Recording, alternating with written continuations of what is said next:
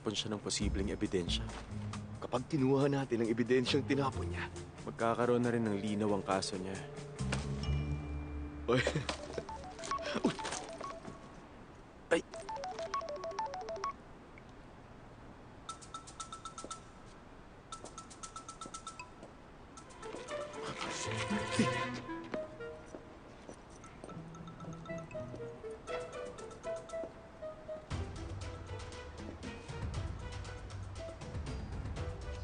Bakit hindi mo sinahil? Nakalimutan ko nga.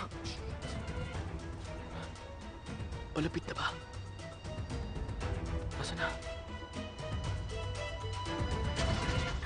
Oh! Oh! Oh! Oh!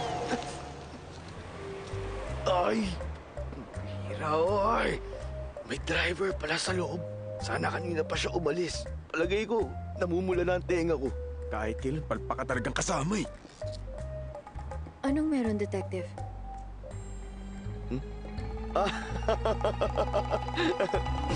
Ay, nako.